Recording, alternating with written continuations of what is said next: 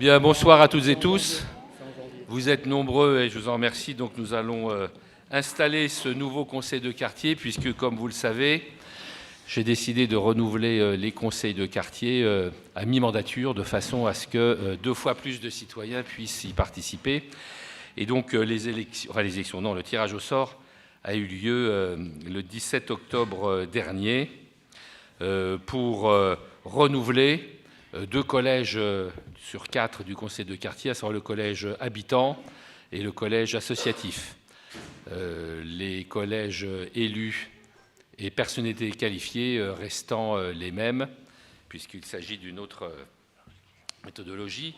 Donc je voudrais bien sûr d'abord saluer mon adjointe Louise-Agathe Charpentier, qui est chargée du conseil de quartier. Mon adjoint aussi chargé de la démocratie participative, Mathieu Luineau, qui gère un peu l'ensemble du dispositif. Et puis aussi, bien sûr, féliciter votre nouveau président, Antoine Olivier, qui a été, lui, alors d'abord tiré au sort dans le collège habitant, puis ensuite élu dans le collège habitant comme président de ce conseil de quartier, puisque à la fin de la mandature précédente, j'ai pensé qu'il serait opportun que mes adjoints, même si ça leur a fait très très dur, si c'était très très dur pour eux, beaucoup de peine, mais ça leur a fait beaucoup de peine, on laissait donc la place de la présidence du conseil de quartier à des membres du collège habitant, donc élus par celui-ci et par le conseil de quartier, donc récemment dans une réunion de pré-conseil. Je voudrais aussi remercier Olivier Rigaud, qui est l'ancien président du conseil de quartier et du travail qu'il a fourni, ainsi que tous les conseillers de quartier, bien sûr, de la première partie de la mandature. Et puis, évidemment, encourager les nouveaux à travailler d'arrache-pied dans l'objectif qui est le nôtre, c'est-à-dire l'amélioration de la vie quotidienne et l'étude, l'examen des projets qui seront mis en œuvre dans ce quartier. Alors, il y a eu un appel à candidature le 5 juillet dernier qui a été assez productif puisque il y a eu environ un peu plus de 600 habitants et 52 associations qui se sont portées candidates pour aboutir à le tirage au sort qui permet aujourd'hui à nos 10 conseils de quartier donc, de siéger. Et je voudrais encore une fois saluer les 240 conseillers de quartier qui ont travaillé au profit de leur quartier pendant cette première partie de mandature. Le conseil de quartier, c'est quoi? C'est 24 membres titulaires, 12 habitants, auxquels s'ajoutent 12 suppléants qui seront amenés à les suppléer et même à les remplacer s'ils sont absents plus de 3 fois. Il y a une règle assez brutale qui s'applique, c'est qu'un conseiller de quartier qui s'absente plus de 3 fois est remplacé aussitôt par son suppléant, dans la mesure où vous vous êtes engagé en tant que conseiller de quartier à traiter des affaires du quartier. Donc il est important que pour la période pendant laquelle vous siégez dans cette instance, évidemment, vous soyez présent et que vous puissiez suivre les dossiers. Également, 4 représentants associatifs qui ont été également renouvelés, qui se présenteront dans un moment. 4 personnalités qualifiées que je désigne parce qu'ils ont des responsabilités particulières dans le secteur. Et 4 élus qui sont désignés à la proportionnelle des groupes représentés au conseil d'arrondissement. J'ajoute que nous sommes à Paris le seul arrondissement à filmer, d'ailleurs vous voyez une caméra derrière, le conseil de quartier dans son intégralité et donc à le diffuser dès le lendemain sur le site de la mairie. Donc les conseillers de quartier sont engagés pour 3 ans pour l'amélioration de la vie du quartier. Les différents moyens sont mis à leur disposition. Bien sûr, ils se réunissent déjà 3 fois par an. D'abord en réunion, en séance plénière comme celle-ci, mais qui est précédée à chaque fois d'une séance de pré-conseil, de façon à établir l'ordre du jour, étant donné que j'ai souhaité que les conseils de quartier établissent eux-mêmes, soient maîtres de leur ordre du jour, même si évidemment c'est le rôle aussi de la municipalité que de leur exposer les projets qui vont être mis en œuvre dans le quartier, comme ça va être le cas d'ailleurs aujourd'hui dans l'examen de l'opération considérable Bartholomé-Brancion, lancée par la ville de Paris et la mairie du 15e, qui consiste à requalifier ce secteur Bartholomé-Brancion sur plus de 40 hectares, ce qui est une opération assez gigantesque et qui va nous mener à travailler là-dessus, principalement dans les au moins 10 prochaines années, quoi. Voilà donc ce que je voulais vous dire. Il y a encore un certain nombre d'informations que je voulais vous donner, notamment le fait qu'existe aussi le budget participatif auquel peuvent participer les conseils de quartier. Il y a des projets de budget participatif qui sont proposés, voire soumis au vote et votés par les conseils de quartier et qui permettent là aussi d'améliorer les choses, puisque nous avons, pour Sion-Saint le 15e, un budget de près de 6,5 millions d'euros par an dans le cadre du budget participatif, qui consiste à ce qu'une partie du budget de l'arrondissement, son utilisation en tout cas, soit décidée dans le cadre d'un vote par les habitants.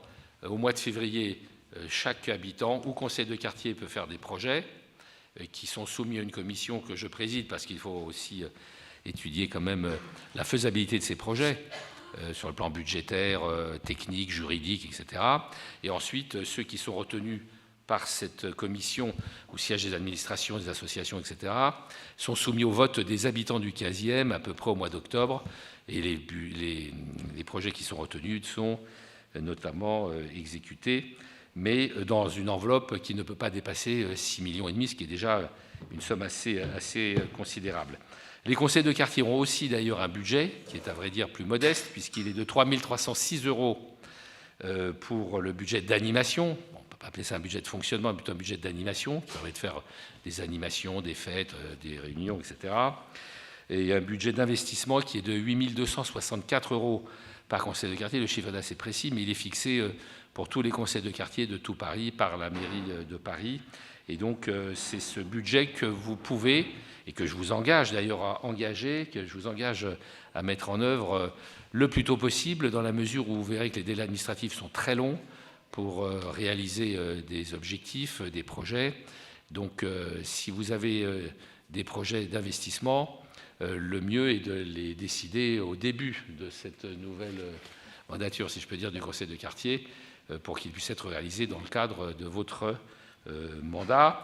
Étant dit également que, pour ma part, je peux ajouter un crédit à ces enveloppes qui sont assez modestes, de façon à pouvoir obtenir un engagement budgétaire sur un projet qui serait plus coûteux que le budget que je viens de vous annoncer, mais ça permet de faire des petits travaux de voirie, d'espaces verts, zones de stationnement, installation de jardinières, de lentisserie. C'est ce genre de choses qui peuvent être décidées par le conseil de quartier, en plus, bien sûr, des budgets d'investissement municipaux. Dernière information, pour laisser la parole, pour rendre la présidence aussitôt, et qui ne la quittera plus pendant 3 ans, à votre nouveau président.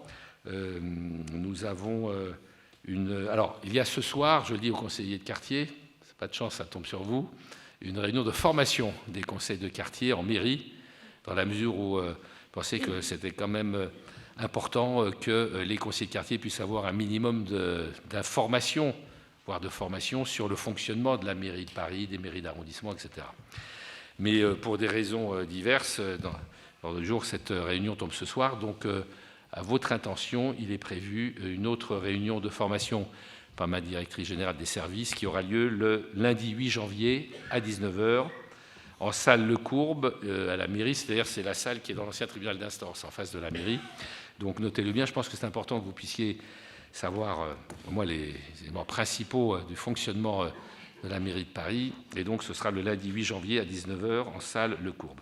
Voilà quelques informations que je voulais vous délivrer et pour installer finalement ce conseil de quartier qui va maintenant siéger pendant les 3 prochaines années sous l'autorité bienveillante de son nouveau président à qui je repasse la présidence.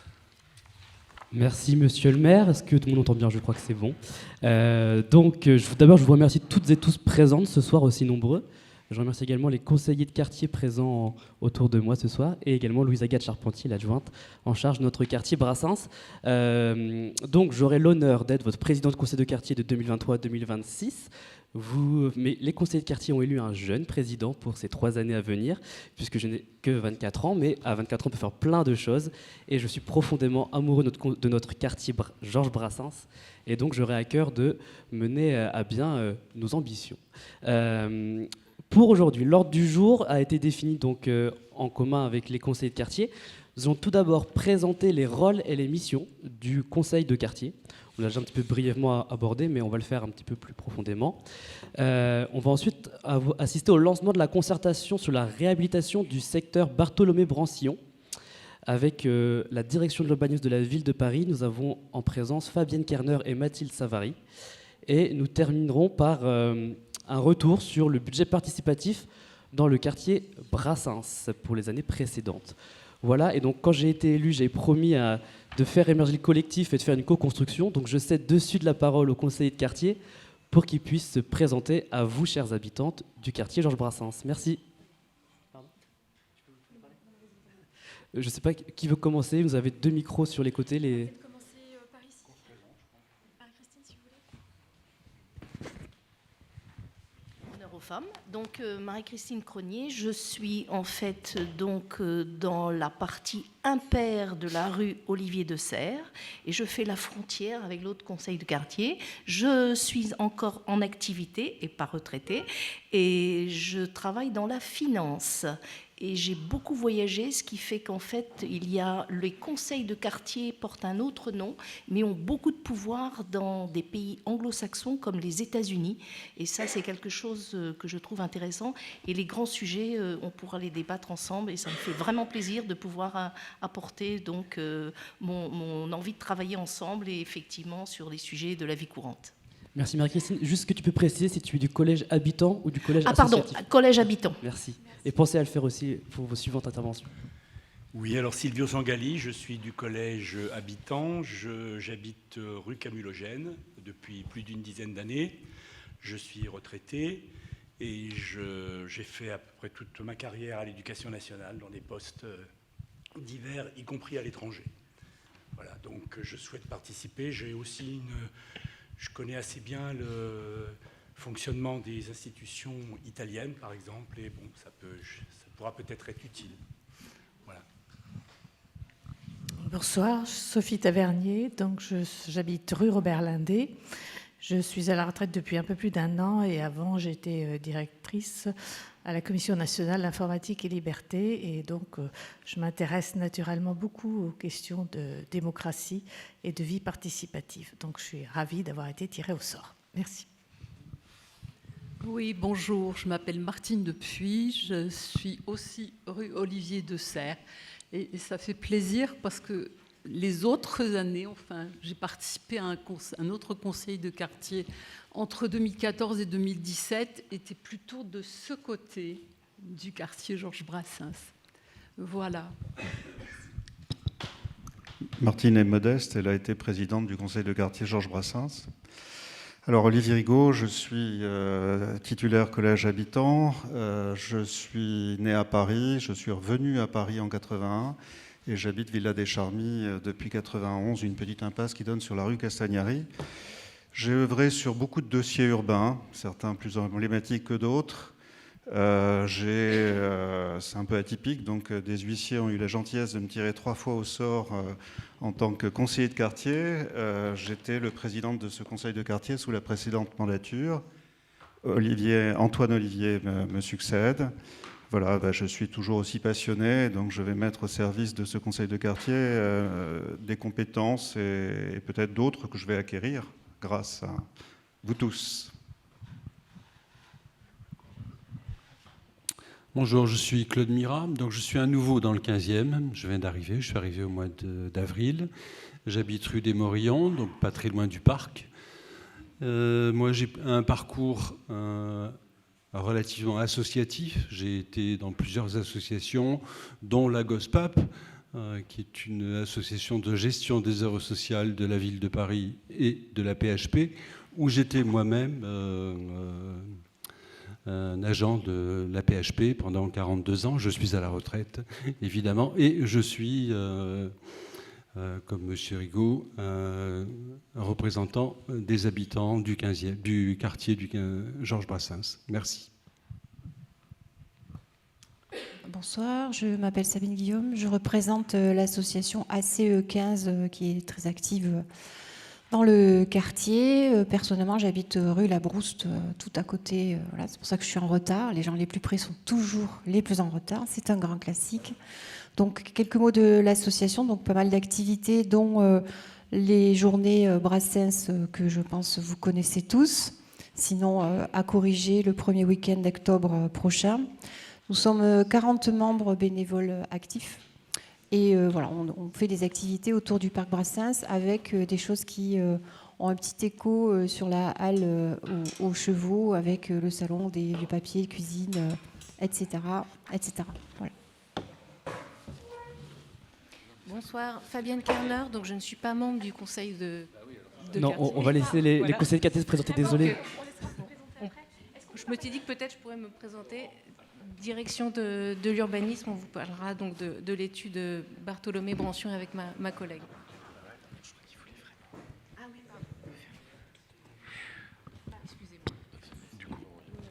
Bonjour, Laurent Racapé, je suis adjoint au maire du 15e en charge des parcs et jardins. Voilà. Et j'habite le 15e depuis 42 ans.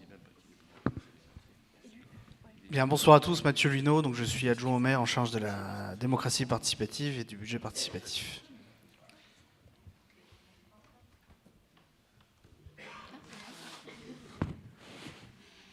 Bonsoir à toutes et à tous, moi je suis Isabelle Roy, je suis conseillère d'arrondissement, donc du 15e, et je fais partie du groupe Paris en commun, groupe des élus de gauche du 15e arrondissement. Je voulais féliciter tous les candidats, conseillères de quartier qui sont portés candidats pour cette nouvelle candidature. Merci aussi, vous, le public, d'être venus aussi nombreux et nombreux ce soir et dire qu'effectivement, faire suite à l'intervention de monsieur le maire du 15e arrondissement, dire que un conseil de quartier, ça a une vraie importance dans la vie démocratique locale d'un arrondissement. Vous pouvez vraiment agir sur le cadre de vie de votre quartier par différents moyens. On l'a rappelé, il y a un budget d'investissement du conseil de quartier, donc on compte sur vos idées pour nous faire des propositions. Vous pouvez aussi proposer des idées au budget participatif. Vous verrez tout à l'heure quand on fera le bilan, il y a eu énormément de réalisations dans notre quartier Brassens grâce au budget participatif, qui d'ailleurs l'année prochaine fêtera ses 10 ans. On est déjà à 10 ans du budget participatif qui avait été mis en place en 2014, qui est vraiment une innovation démocratique assez majeure, parce qu'elle vous donne les clés du budget d'investissement de la ville de Paris pour faire des propositions de projets. Et c'est vrai que l'enveloppe du 15e, je pense qu'on n'a pas trop à s'en plaindre, elle est plus de 6 millions d'euros par année. Donc c'est quand même assez conséquent. Voilà un peu ce que je voulais vous dire.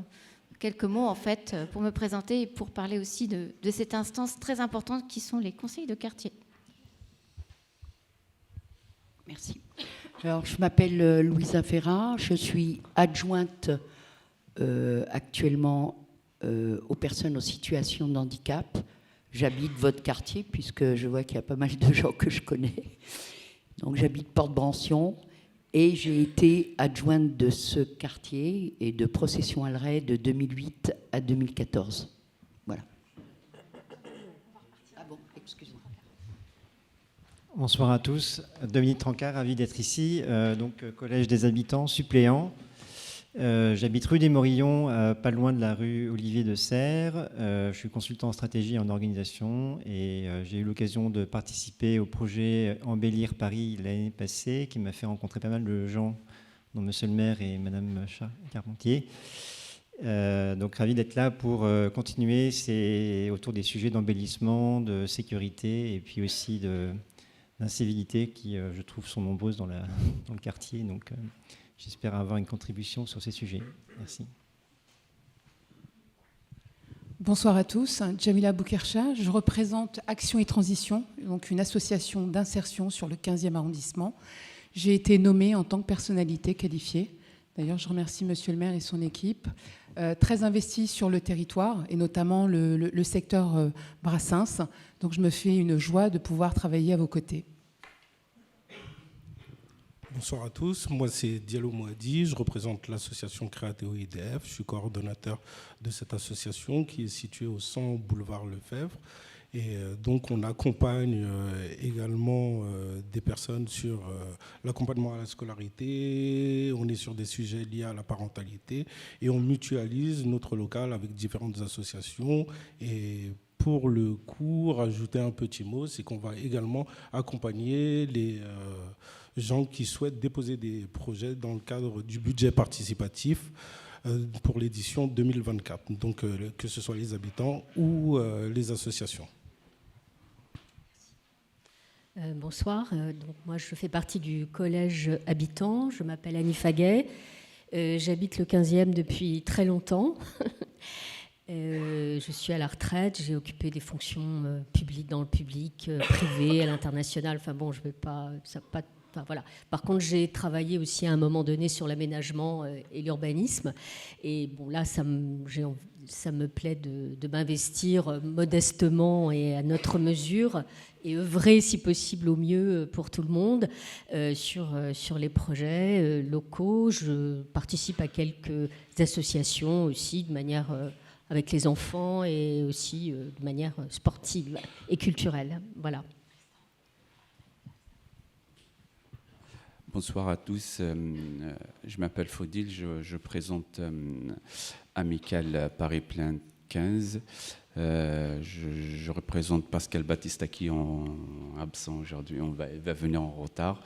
En fait, nous, on est au côté André Thurier, les bâtiments neufs.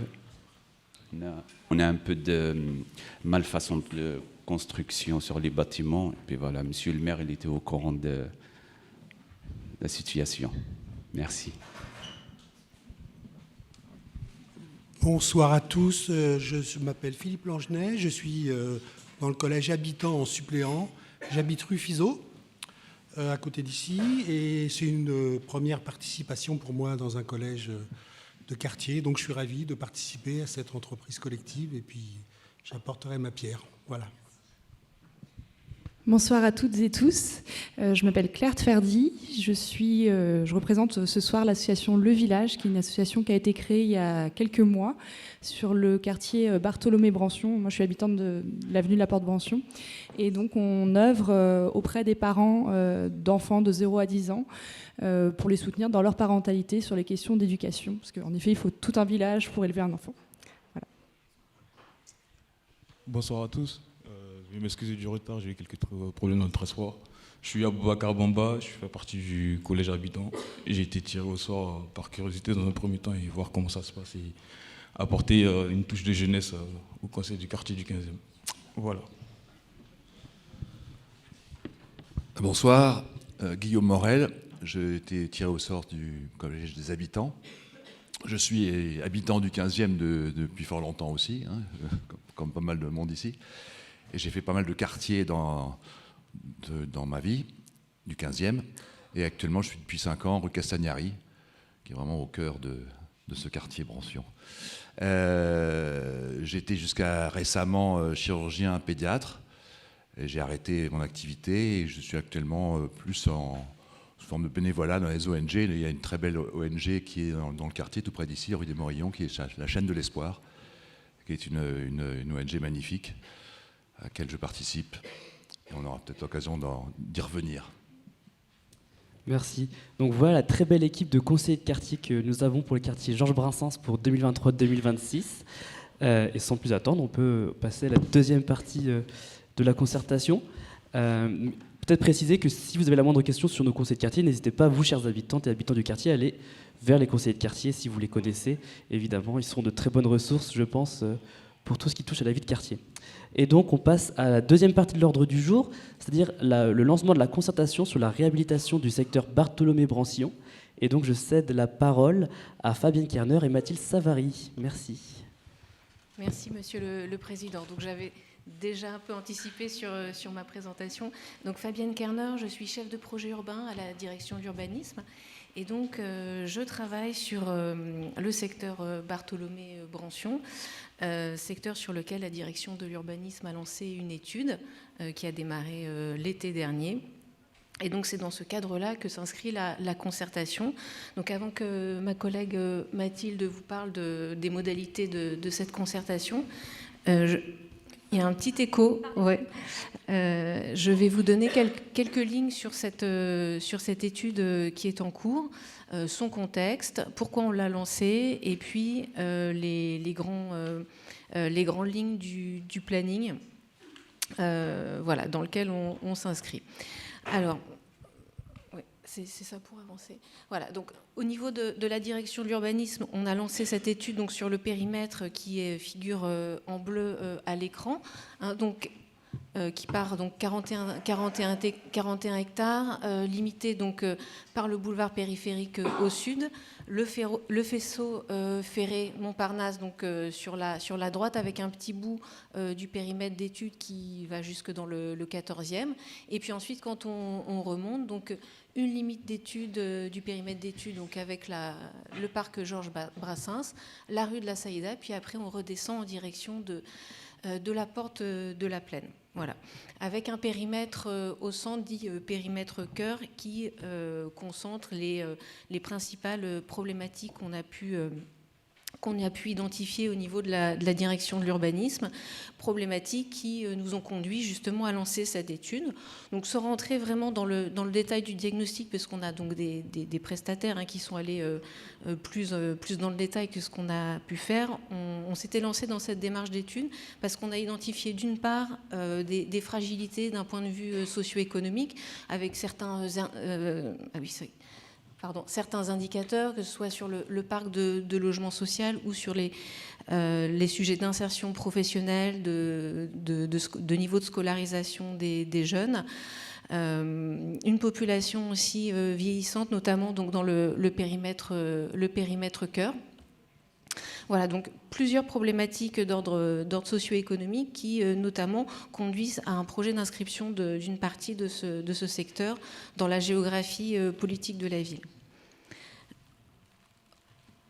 Parallèlement, donc, d'un point de vue urbain, on avait aussi identifié un certain nombre de dysfonctionnements, mais aussi d'atouts. Donc, si on commence par les atouts, évidemment, vous connaissez très bien, mais le niveau très qualitatif des espaces verts sur le quartier, un niveau d'équipement, notamment sportif, donc très, très élevé. Mais d'un point de vue bâtimentaire, certains bâtiments assez vétustes, hein, monsieur en parlait, et puis une forte occupation des espaces libres par les voitures, des continuités cyclables, voire piétonnes, notamment en limite sud du périmètre, à améliorer, et puis enfin une programmation principalement résidentielle sur le quartier et qui s'accompagne donc d'un niveau de service au quotidien qui n'est pas toujours très satisfaisant. Donc par rapport à ça, donc la direction de l'urbanisme a décidé, en partenariat avec la mairie du 15e, de lancer une étude sur ce quartier avec les objectifs donc, tels que vous les voyez. L'objectif, c'est d'avoir une intervention globale sur le quartier, donc à la fois sur l'espace public, sur la qualité du bâti, donc pour améliorer, on va dire, l'environnement urbain au quotidien, mais d'agir aussi donc d'une manière globale aussi avec le niveau de service au quotidien apporté donc aux habitants, de réfléchir à une programmation de services, de commerce, une dynamique associative également.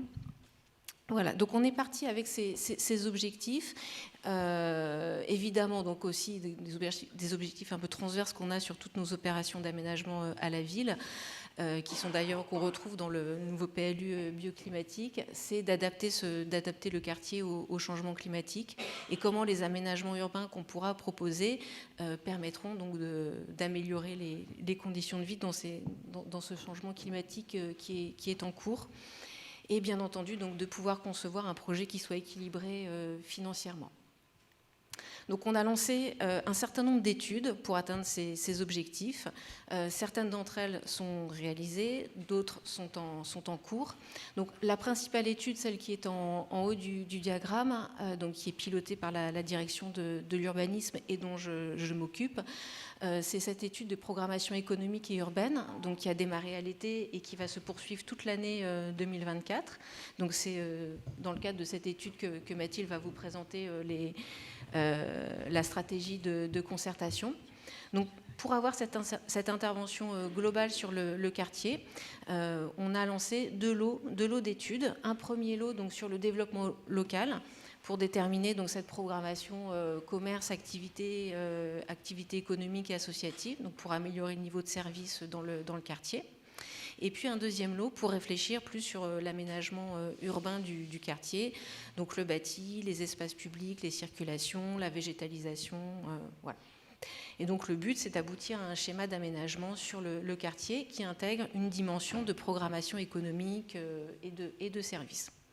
Voilà. Et donc dans le cadre de cette étude, il y a plusieurs études thématiques qui ont été lancées. Donc une étude biodiversité qui a été finalisée et dont on est en train de recevoir les conclusions. Une étude sur la qualité de l'air qui a été aussi réalisée par les collègues de la direction de la santé.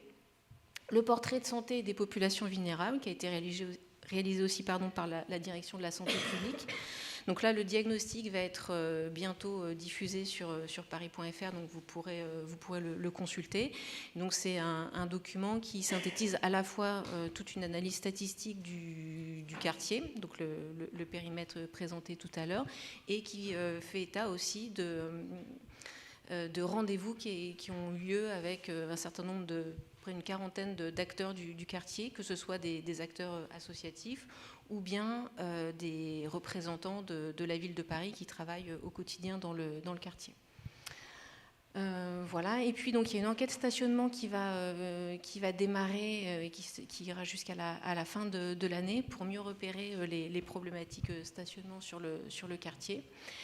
Une première étape de concertation dite d'immersion donc, qui s'est déroulée au printemps et qui a permis de faire remonter un certain nombre de besoins et de difficultés au niveau du quartier, donc par le biais de permanence en pied d'immeuble, de participation à la fête de l'école Brancion, il y a aussi des balades urbaines, donc plusieurs vecteurs pour rencontrer les habitants du quartier.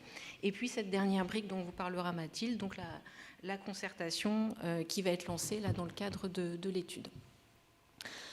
Donc pour piloter ces études, on a une équipe projet qui se réunit très régulièrement avec la mairie du 15e, du 14e également, parce qu'il y a un petit bout donc, du périmètre d'études sur cet arrondissement, les bailleurs sociaux, bien entendu, puisque c'est l'essentiel du parc de logements dans le quartier, donc Paris Habitat, le principal, et la RIVP, nos prestataires d'études, pour le lot 1 et le lot 2, et puis les différentes directions de la ville concernées, donc la voirie, les espaces verts, les affaires scolaires, etc. Tout ce qui fait en fait la vie du quartier. Et en plus de cette équipe projet, donc on a un comité de pilotage avec les élus aussi de la ville de Paris pour pouvoir valider les différentes étapes de cette étude. Alors là, ça va être, je me rends compte, illisible au niveau du calendrier. Donc, le calendrier d'études, ça a démarré. Comme je vous disais, on est parti jusqu'à la fin de l'année. La première étape des études, c'est en train de se terminer. Donc, c'est là, classiquement une phase de diagnostic. Donc, je vous présenterai après rapidement quelques extraits pour vous montrer un peu, pour vous donner à voir à quoi ça peut ressembler et sur quoi ont travaillé nos prestataires. Et puis là, on va démarrer en fait sur on va dire le premier trimestre de l'année 2024, les premières préconisations, notamment sur le lot 1, donc tout ce qui est programmation d'activités et de services. On a les premières orientations aussi de l'équipe qui réfléchit sur le schéma d'aménagement. Et puis donc tout cela sera formalisé d'ici la fin de l'année et rythmé donc par des temps de concertation. Juste un mot sur ce planning pour dire que parallèlement à ces réflexions un petit peu de macro, d'ampleur, où effectivement on pourrait se dire ça nous emmène à quand est-ce qu'on verra les changements, on réfléchit en parallèle, nous, avec au niveau de l'équipe projet, à mobiliser le droit commun en fait, des dispositifs qui existent à la ville.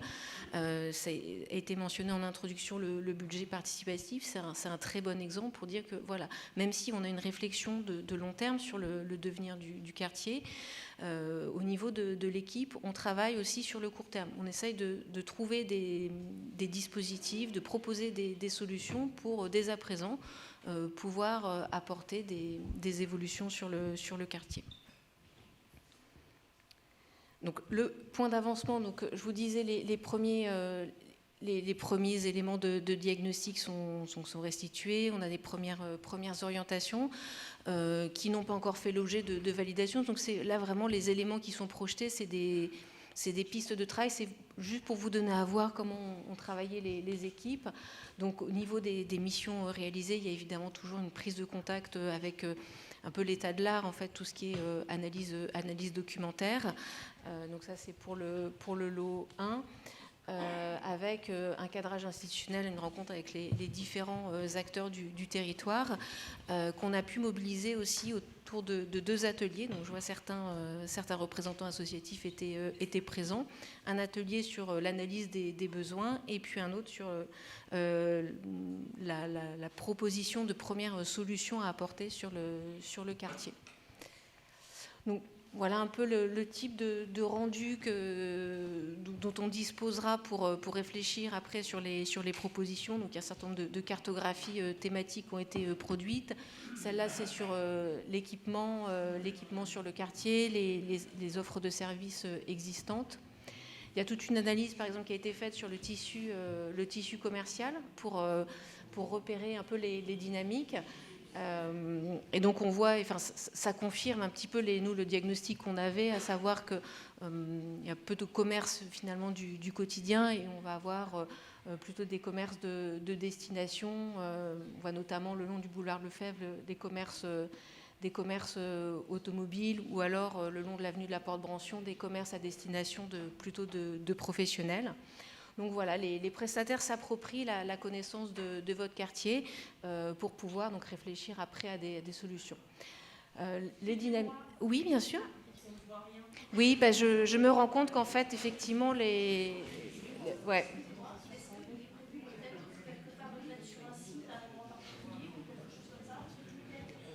Oui, on pourra le mettre sur le site de la mairie. Oui, je me rends compte qu'effectivement, on ne savait pas comment ça allait être projeté. C'est peut-être un petit peu frustrant. Voilà, mais effectivement, après tout ça, même, et d'ailleurs, dans le cadre de la concertation, vous aurez accès comme ça à des supports pour pouvoir réfléchir sur ces éléments-là. Voilà. Donc après une synthèse voilà.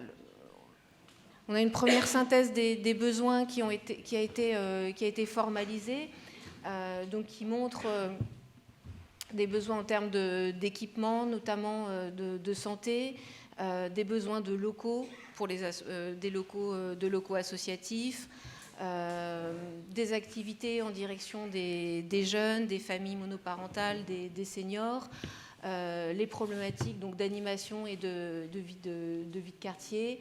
Le commerce, on en a parlé, et puis en lien donc avec aussi ce qu'on disait sur les indicateurs socio-éco, des besoins d'accompagnement justement dans les parcours professionnels, notamment pour les jeunes. Donc voilà, sur le volet 1, déjà une bonne synthèse des besoins et des premières orientations qui se profilent. Sur le volet urbain, de la même manière, donc il y a toute une synthèse documentaire qui a été faite par les équipes pour s'approprier le quartier, comprendre comment il s'est construit, ses problématiques actuelles. Et donc ils ont formulé des premières orientations pour essayer de proposer ce schéma d'aménagement autour de 3 axes. Donc sur les liens urbains avec donc. Là, vous allez me dire, c'est pareil, on ne voit pas grand-chose, mais c'est comment on retravaille ces grandes avenues de la porte de la Plaine ou de la porte Brancion, comment on aménage ces 2 portes en place, comment on améliore les circulations piétonnes, vélos sur ces espaces qui sont des espaces assez difficiles à pratiquer, comment on améliore les liens, oui, avec les voisins. Je vous en prie.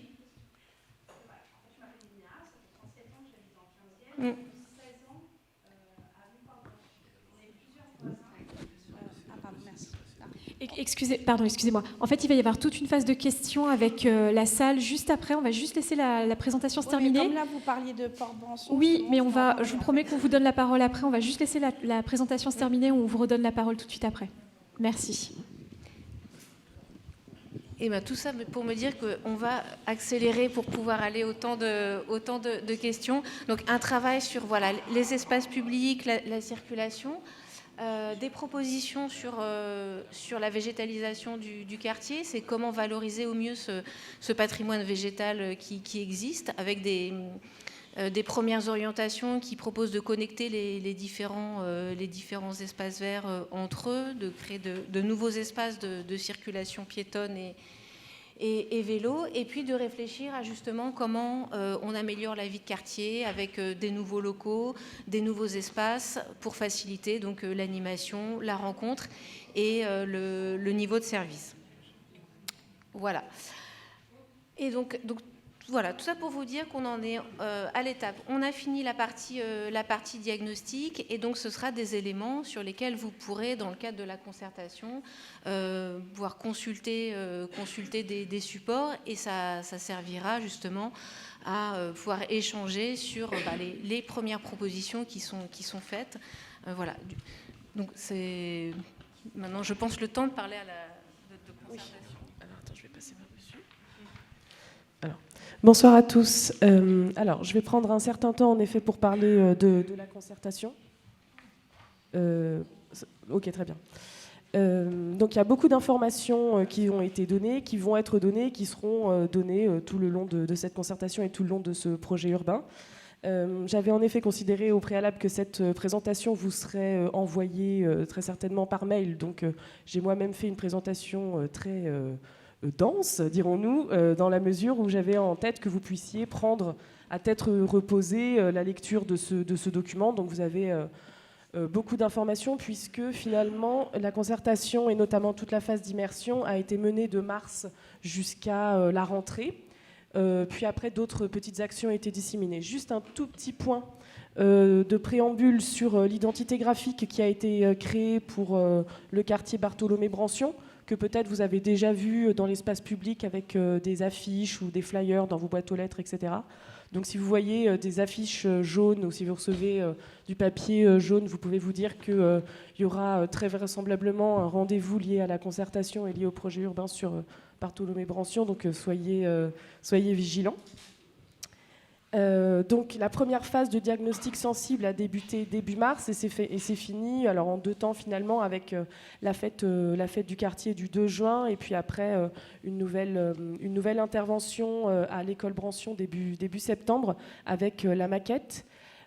Puisque lors de l'étude urbaine, les prestataires ont réalisé une maquette qui est un outil hyper important et vraiment très enrichissant, qui a été présenté notamment aussi lors de la fête de Noël samedi 9 décembre et qui permet un outil donc de communication, de discussion pour réfléchir au projet urbain.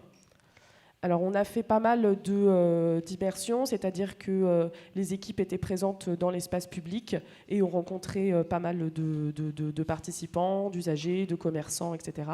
Avec l'idée donc voilà d'aller chercher ce qu'on appelle de manière un petit peu technocrate l'expertise du quotidien, donc d'aller chercher ce que vous connaissez le mieux et ce que vous avez à apporter aux équipes. C'est pour ça que ce que Fabienne vient de vous raconter finalement a été enrichi par tout ce qui a émergé de la concertation. Et c'est pour ça que je vais être vraiment très rapide sur l'ensemble des éléments de diagnostic qu'on a récoltés durant ces phases de concertation, puisque finalement on se répète un petit peu. Mais vous avez beaucoup d'informations et vraiment je vous invite à les lire prochainement. Par ailleurs, donc voilà, je pense que et j'aimerais vraiment qu'on puisse avoir un temps de questions-réponses tous ensemble. Donc je pense que je vais vraiment passer, puisqu'on est dans une instance de démocratie participative, j'aimerais qu'on puisse être vraiment dans la participation. Alors je vais aller. Vous avez aussi, ça peut être intéressant pour certains qui habitent dans ces différents endroits, vous avez sur les slides un petit peu jaunes comme ça des zooms spécifiques sur certains lieux et sur certaines thématiques. Donc je vous inviterai à prendre connaissance des contributions. Tout ça est issu donc de la phase de concertation et d'immersion. Et notamment les photos aussi qui ont été faites lors des phases d'immersion par le prestataire. Alors, je voulais aller sur le moment un petit peu plus important pour vous. qui est la suite. Donc, c'est-à-dire que en préambule, je dois donc indiquer qu'il y a d'autres concertations évidemment qui sont menées par la ville de Paris et notamment celle sur l'enquête publique du plan local d'urbanisme bioclimatique. L'enquête publique du plan local d'urbanisme bioclimatique est menée par une commission d'enquête indépendante qui nous a demandé de ne pas mener de concertation durant l'enquête publique, c'est-à-dire du 8 janvier au 29 février.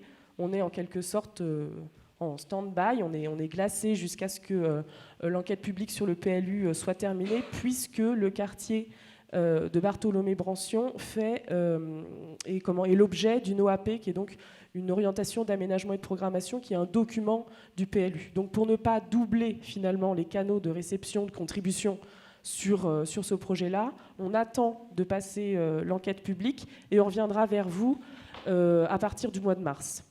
Tout ça pour dire que ces 2 mois, on va quand même les mettre à profit, puisque l'idée, c'est de pouvoir déployer une mobilisation habitante.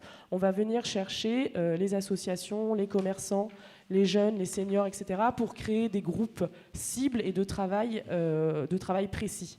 Vous avez en parallèle, finalement, deux stratégies. Une stratégie sur des publics cibles. Vous avez un formulaire qui est disponible sur paris.fr. Normalement, le lien est cliquable, donc vous pourrez y accéder quand vous aurez la présentation. Et par ailleurs, j'enverrai un mail, évidemment, avec l'ensemble des informations à la mairie du 15e pour que vous puissiez vous inscrire en tant que famille, en tant que jeune, en tant qu'association, en tant que senior, etc. Puis après, par la suite, être mobilisé pour participer et pour alimenter l'étude urbaine avec donc, les prestataires. Puisque l'idée, c'est de travailler sur les grandes orientations que vous a présentées Fabienne et de les étayer, de les challenger, de réfléchir, de potentiellement les abandonner ou de les pousser un peu plus loin, etc. Donc vraiment, ce qu'on vient chercher, c'est ça, c'est de travailler ensemble sur des propositions et sur des intentions. Et en parallèle de ça, pour aller chercher le grand public, c'est une stratégie d'aller vers qui a été choisie par les prestataires et par la ville, c'est-à-dire qu'il y aura des stands dans l'espace public à des endroits stratégiques, les sorties du tramway par exemple, etc., les sorties d'école, pour vraiment aller vous chercher là où vous êtes, là où vous faites vos courses, là où vous allez chercher vos enfants, là où vous marchez, là où vous passez dans le parc, etc. Donc voilà, vraiment une double stratégie en parallèle avec les publics cibles et puis le grand public. Et par la suite, évidemment, c'est quand même important, une mise en commun des différentes contributions et une restitution. Pour le moment, on n'a pas de calendrier précis à vous annoncer, puisqu'on est encore en consolidation des différentes dates d'ateliers des publics cibles et des stands dans l'espace public. Donc voilà, je peux entendre le fait que ce soit peut-être un peu déceptif comme élément, parce que je n'ai pas beaucoup d'éléments de calendrier à vous donner.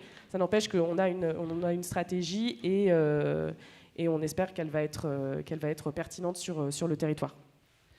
Et j'ai mis à la fin les ressources pour s'informer. Donc vous avez le site le site paris.fr et vous avez aussi le site de la mairie du 15e. Et par ailleurs, il existe sur décider.paris, qui est la plateforme de concertation numérique de la ville, un registre numérique sur lequel vous pouvez faire des contributions libres de tout temps. Donc il est ouvert depuis un moment déjà maintenant et il n'a pas de date de péremption pour le moment. Donc vous pouvez y aller quand vous voulez et c'est vraiment libre, c'est un registre. Donc vous pouvez faire ce que vous voulez. Voilà, vous avez l'ensemble des informations. Je pense qu'on peut... Merci Mathilde pour ces premiers éléments. On reste sur le sujet. Je propose que chacun puisse poser des questions. Il y aura un micro qui va circuler dans la salle. D'abord peut-être les conseillers de quartier. Est-ce que vous avez des réactions, des commentaires? Et vous pouvez vous saisir des micros qui sont sur vos tables. Et ensuite on ira dans le public avec les questions. Précision juste sur le format des questions courtes, précises, et qu'afin qu'on puisse répondre assez rapidement et que chacun puisse poser sa question. Merci. Allez-y, Martine. Le micro est passé de ce côté. Non, il faut vraiment parler dans le micro, s'il vous plaît, Martine, pour que ce soit enregistré. Merci. Choquée sur la manière dont les données sont délivrées. Par exemple, sur la composition socio-économique du 15e, On parle des plus bas revenus, c'est toujours plus bas. Vous entendez pas. J'entends pas. Mets le micro comme ça.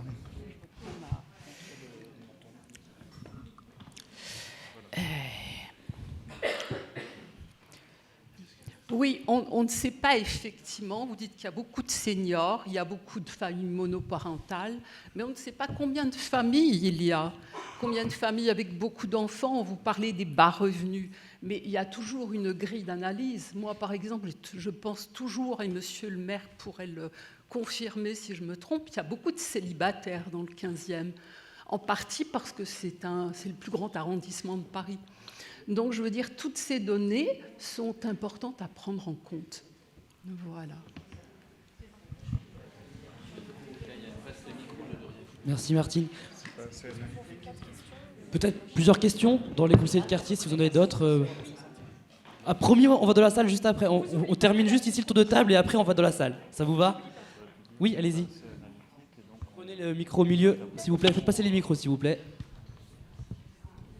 Merci pour la présentation. Quel est le budget qui va être dédié et sur combien d'années? Vous avez parlé de 10 ans peut-être. Excellente question. Et deuxième question, comment les projets en cours, par exemple embellir Péril dont on a parlé il y a quelques mois, vont s'intégrer dans ce projet, notamment sur les questions de continuité, parce qu'en fait là on coupe sur des rues, mais il y avait déjà des projets sur ces rues.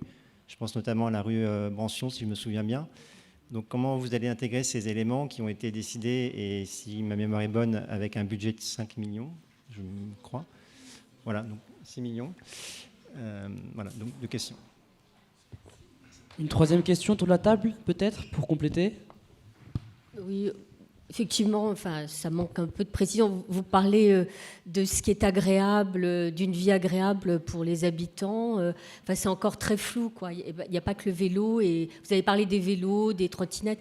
Mais bon, enfin, je veux dire, je crois que c'est pas très complet, quoi. Il y a des voitures aussi, on a besoin de se déplacer. Et je rejoins Madame, bon, sur la population. Enfin, il faut. Enfin, peut-être que c'est pas assez approfondi. Vous avez peut-être pas encore assez avancé dans le travail, quoi. Enfin, mais c'est vrai que bon, je reviens parce que moi j'avais participé à la réunion aussi. C'était avant l'été sur ce sujet sensible tout de même de la circulation. Parce que tout de même, je suis désolée, moi j'adore le vélo, mais personnellement, enfin, je ne veux pas parler en mon nom, mais on ne peut pas toujours se déplacer hélas en vélo, ni en trottinette. Et on a quelquefois besoin effectivement de la voiture. Et en plus, Paris n'appartient pas qu'aux Parisiens. Le quartier est un quartier qui est ouvert tout de même sur la France et même le monde entier. Donc on est obligé d'en tenir compte. Enfin, c'est une présentation un peu idyllique, il me semble. Alors j'ai pas tout compris parce que c'est un peu... j'ai du mal à voir aussi ce qu'est votre présentation. Mais bon, voilà, je pense qu'il y a vraiment beaucoup de précisions importantes et réalistes, à mon avis, à rajouter, quoi. Merci Fabienne Kerner et Mathilde Savary pour vous répondre. Oui. Je vais répondre parce qu'effectivement, c'était plus des questions de l'ordre de la première partie de la présentation. Alors effectivement, peut-être en termes méthodologiques, les éléments que je vous ai présentés, ce n'est pas du tout le diagnostic complet tel qu'il est travaillé par les études. On est sur des diagnostics qui sont vraiment approfondis, de plusieurs dizaines de pages. Donc effectivement, là, ça ne représente pas la totalité de ce qui a été dit. Déjà, première chose. Sur les indicateurs socio-économiques, alors, ce que j'avais présenté là tout à l'heure, c'est quelques zooms pour montrer en fait pourquoi nous, au niveau de la direction de l'urbanisme, on s'est dit tiens, ça vaut le coup de lancer une étude pour approfondir. Déjà, donc évidemment, le portrait socio-économique qui est fait du secteur d'études ne se limite pas à ces 4 tirés sur une diapositive. C'était plus pour se dire, voilà, on a identifié certains signaux de fragilité et évidemment, le portrait socio-économique du secteur d'études ne se limite pas à ça. Après, c'est vrai que là, le zoom a été fait sur le secteur d'études, mais ce n'est pas du tout la photographie du 15e, qui est beaucoup plus divers, effectivement, que ça. Oui. Oui. Vous avez des gens qui ont des revenus, effectivement, des hauts revenus, c'est un quartier très mixte. Oui, là en fait là le choix, le parti pris, mais donc je le note pour d'autres interventions et je vous en remercie. C'était de montrer les points peut-être qui fonctionnaient pas. Voilà, ce qui nous avait conduit. Mais évidemment, et vous faites bien de le dire, le secteur tel qu'on l'a représenté ne se limite pas à ça. Et donc merci de cette précision. Alors sur le budget. Pour l'instant, donc, on a un budget d'études, voilà, donc qui nous permet de financer les deux lots que j'évoquais, voilà. Et après, il faudra effectivement un budget d'investissement, mais qui sera défini en fonction des orientations qui seront données sur le quartier.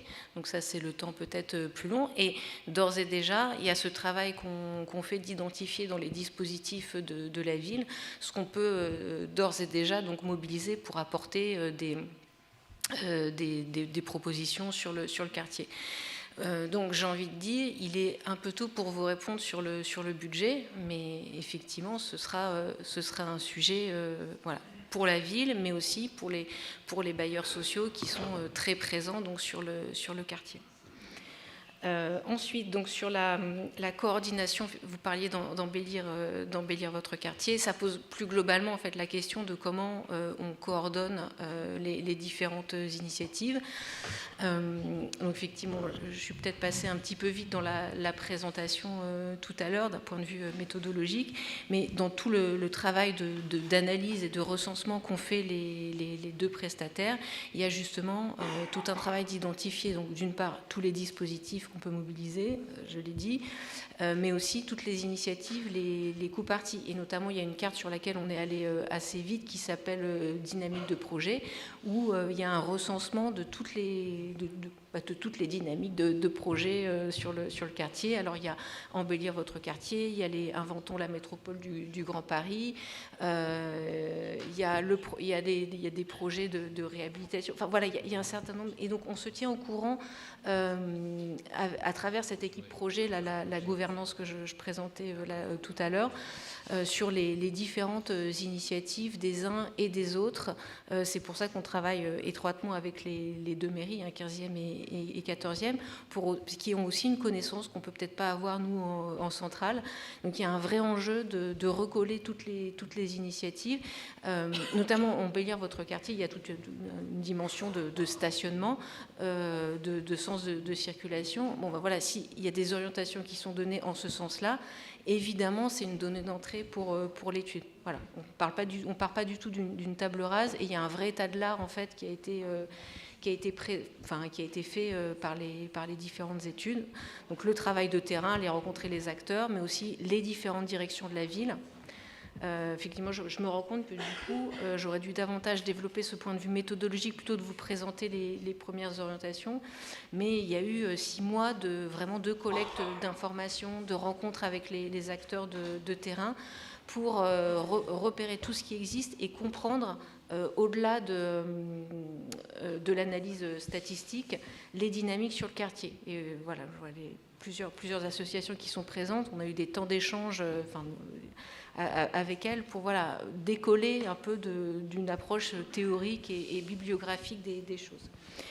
Et dernière question. Donc, ça c'est pareil, j'ai dû passer un peu vite. Non, on n'est pas du tout en train de réfléchir à une vision idyllique du quartier basée sur de l'agriculture urbaine et que des circulations en trottinette. Voilà. Non, c'est une approche effectivement au global sur les différentes composantes. Et ce qu'on disait dans la partie sur les objectifs en tout début de présentation, c'est une approche globale sur le quartier. Le logement, la circulation dans sa diversité, qu'elle soit piétonne, qu'elle soit voiture, vélo ou trottinette. Voilà. C'est vraiment quelque chose de très global. Voilà. Donc non, il n'y a pas de parti pris pour une circulation ou une autre. Pour l'instant, on est en train de poser les choses.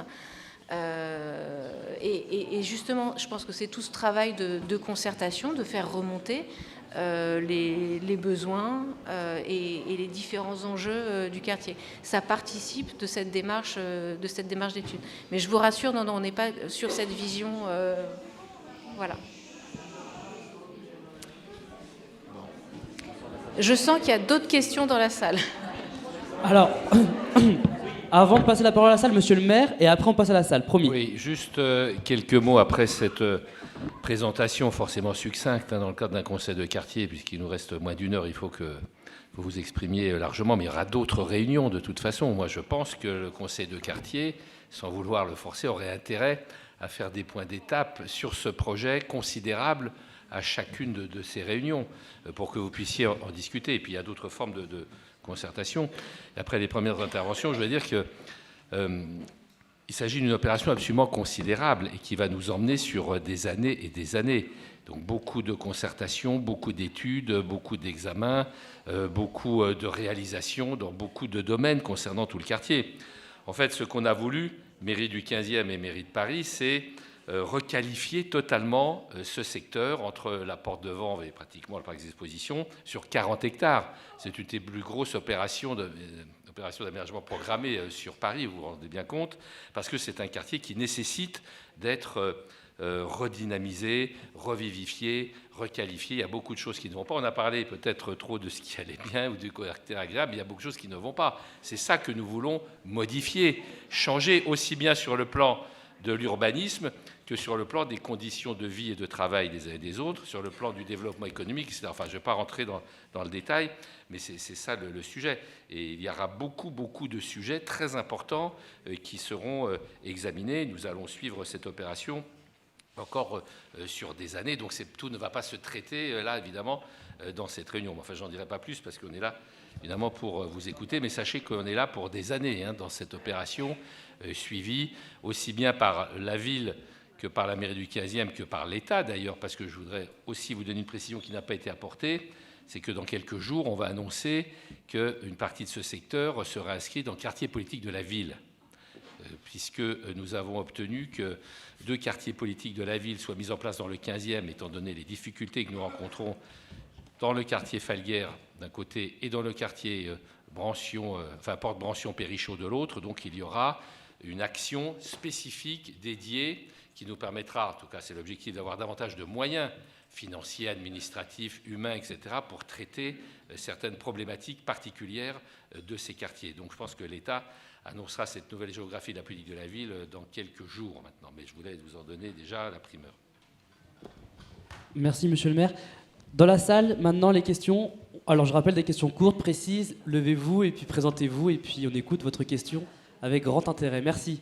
Bonsoir, je m'appelle Mina. Ça fait 37 ans que j'habite le 15e, 16 ans que j'habite au 27 avenue de la Porte-Brancion.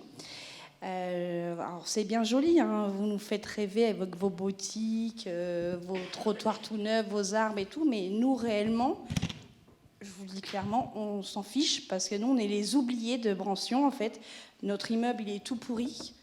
Et quand je dis pourri, voilà, je pèse mes mots. Hein. On n'a personne à qui parler parce qu'on nous envoie à gauche, à droite, etc. Donc on voulait savoir ce qui allait advenir de notre immeuble, savoir s'il y aura une rénovation, une réhabilitation, quelque chose, parce que c'est plus possible qu'on reste comme ça, quoi. Donc savoir si vous avez écho, s'il va y avoir des travaux dans notre immeuble. Réponse directe, est-ce que vous pouvez peut-être y répondre de suite? Toi, oui, on a eu absolument écho de cette situation dans le cadre d'une part de la concertation et d'autre part dans le cadre de nos relations avec le bailleur. Donc on en a connaissance et donc pour l'instant, comme on disait, on est en phase d'étude et pour l'instant il n'y a pas encore de projection. Voilà, c'est pas encore défini sur le sujet. Ça fait des années que ça dure, des années. Un horizon peut-être plus que non, pas d'horizon. Non, pour l'instant il est trop tôt pour donner un horizon. Oui. D'autres questions dans la salle?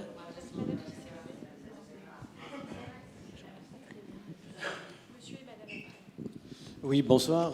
Merci pour la présentation. Je suis conseiller de quartier sortant et j'habite le 1-3 avenue de la Porte-Brancion. Et j'aurais voulu savoir, parce qu'il y a des bruits qui courent depuis un certain nombre d'années, et puis, par rapport à la concertation, j'en ai entendu aussi encore parler de cette histoire, donc je vous la livre. Est-ce qu'il est prévu dans cet ensemble d'immeubles, 9 immeubles, de construire une résidence pour étudiants et par là même éliminer tous les parkings aériens et les box attenants? Voilà, c'est très simple, c'est peut-être un bruit, mais à ce stade, est-ce que vous avez des éléments là-dessus?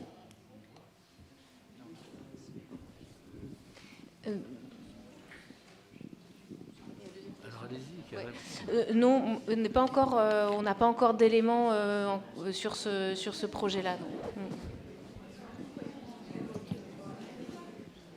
Bonjour, je suis Véronique Robin. Ça fait 25 ans que j'habite au 35 avenue de la Porte-Mansion. Et il s'avère qu'à force d'attendre, les immeubles ils vont complètement être... ils seront même plus en capacité de réhabiliter les immeubles puisqu'ils sont en train de tomber en ruine. Donc forcément, à force d'attendre, voilà ce qui va arriver, quoi. Donc soit c'est ce que vous désirez, c'est-à-dire que les immeubles tombent et comme ça il n'y aura pas de réhabilitation possible parce que ça va coûter une fortune. Donc il faudrait quand même savoir. À chaque fois on entend effectivement des démolitions. Moi ça fait 25 ans que j'entends ça. Je veux dire, à un moment donné, on en a tous un peu marre parce que nos immeubles, depuis qu'ils sont gérés par Paris Habitat, je vais vous dire, dans les immeubles, on a eu simplement un coup de peinture sur les rampes d'escalier. Alors, je vais vous dire, alors qu'avant, c'était géré par la SAGI, et tous les ans, on avait un petit coup de ravalement de peinture. Franchement, dès on avait des doléances, on y allait, on avait des réparations qui étaient faites. Mais depuis que c'est Paris Habitat, alors je ne sais pas exactement depuis quand, peut-être 15 ans, je ne me rappelle pas. Sincèrement, aucun travaux. Mais quand je dis aucun travaux, n'ont été faits dans les immeubles. Et même les boîtes aux lettres qui ne sont pas aux normes n'ont jamais été mises aux normes. Je veux dire, à un moment donné, on en a tous marre. On paye tous un loyer. J'estime qu'au minimum, on devrait au moins nous mettre un petit coup de peinture, enfin quelque chose dans les immeubles. On nous a ciré dernièrement les sols. On nous a passé la cireuse sur des sols. Vous voulez que je vous dise?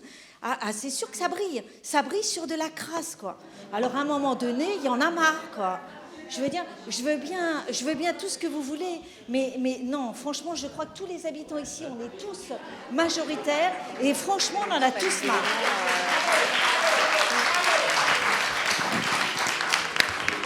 Non, juste un mot là-dessus. Je partage totalement votre analyse, votre conviction, et c'est ce que nous faisons remonter aux bailleurs sociaux.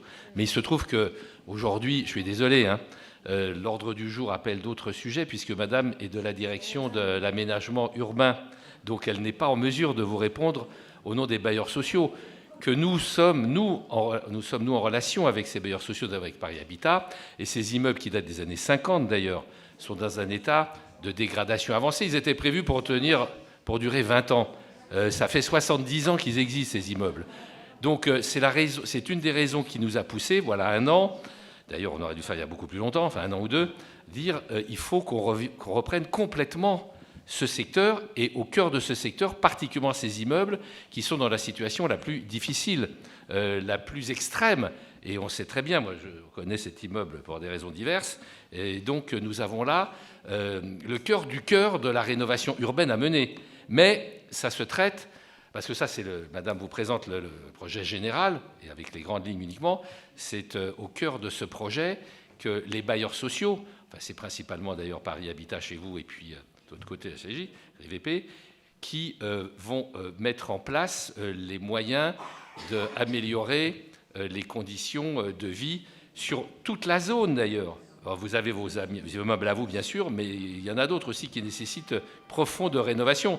Il faut que ça aille le plus vite possible, on est bien conscient de ça. Moi, ce que je pense, c'est que peut-être dans un premier temps, à partir du moment où mais ça, les examens, les études sont en cours, on ne peut pas aller plus vite que la musique, surtout que ça entraîne des budgets d'investissement considérables, c'est qu'à partir du moment où ce projet va se mettre en place sur des années, il me paraît important qu'on puisse avoir ce débat avec Paris Habitat, et on l'a, de savoir s'il y a des améliorations immédiates à apporter, comme par exemple on le fait dans le groupe scolaire Brancion.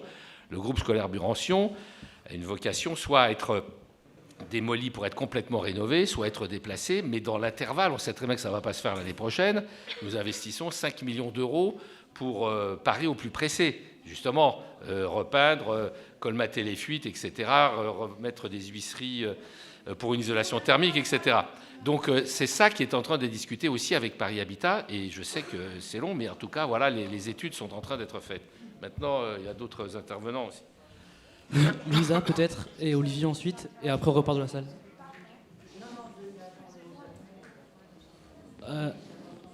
Allez-y alors monsieur.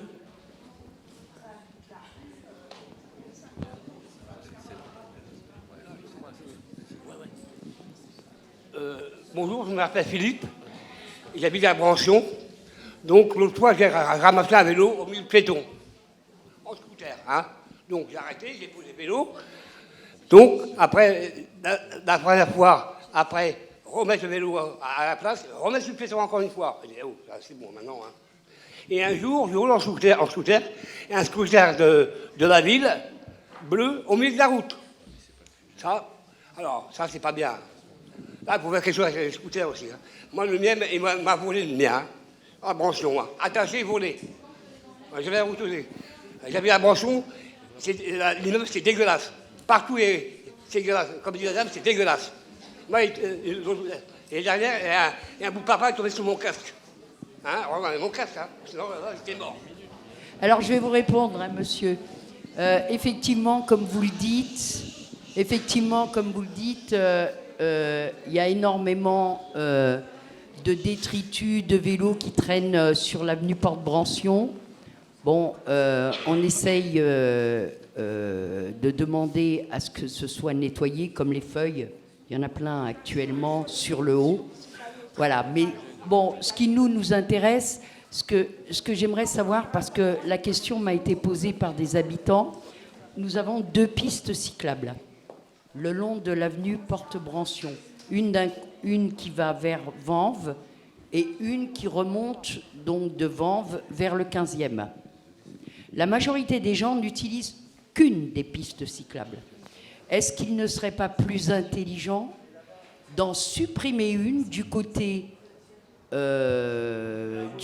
Père, voilà, c'est le côté Père, là où il y a le stade Rigoulot, parce que finalement cette piste ne sert strictement à rien, est pratiquement pas utilisée, c'est l'autre qui est utilisée, ouais. Et voilà, mais oui, mais le problème c'est que c'est bouché. La ville, avant nous avions deux voies de voiture de chaque côté. Maintenant, on n'a plus qu'une voie, ce qui fait que tout ce qui arrive de Vanves pour rentrer sur Paris, ça bouchonne en permanence. Alors, au niveau de la climatologie, je ne pense pas que ce soit très bon. Et dans l'inverse, pareil, on retrouve sur cette partie-là, c'est totalement engorgé au niveau des voitures.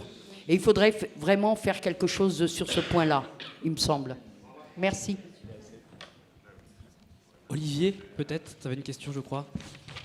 Oui, en fait, je sens que le public est sceptique. Ce qui aurait été intéressant dans votre exposé, c'est de nous montrer des exemples, parce que ce n'est pas le premier secteur que la ville de Paris restructure. Et c'est une chance que cette restructuration tombe maintenant sur ce quartier qui en avait bien besoin et qui en a besoin. Ensuite, ça nous donnerait quand même une idée des investissements que la ville de Paris est capable de faire, parce que vu le désastre qu'on vous indique, madame, on pourrait très bien imaginer la nécessité d'investir 60 à 100 millions d'euros, pourquoi pas. Et ensuite, dans quelle mesure vous avez la possibilité aussi de forcer les bailleurs sociaux à agir et améliorer les équipements de tous ces immeubles qui effectivement tombent peut-être pas en ruine, mais qui sont dans un état de dégradation avancé. Voilà. Donc des exemples parlants pour dire voilà ce qu'il y avait, voilà ce que nous avons fait. Ça supposait tant de millions d'investissements. Aujourd'hui, on ne sait pas combien la ville est capable d'investir sur ce quartier, mais on peut effectivement, par rapport au diagnostic que nous avons fait, imaginer que pour arriver à un seuil acceptable, eh ben, il faut 50 millions, il faut davantage. Voilà. Je pense que ça, déjà, ça serait parlant, parce que sur 10 années, s'ils sont dépensés au bout de 10 ans, eh ben, ça ne rendra pas un service immédiat aux gens qui vous questionnent. Et voilà, ce serait dommage. Voilà. Donc, et peut-être une échelle de temps pour dire, là, il y a 50 millions à dépenser, la ville accepte, on va en dépenser tant sur telle tranche, sur telle et telle année, et ainsi de suite. Et là, je pense que ça aurait un effet rassurant sur la population qui habite sur ce quartier. Voilà.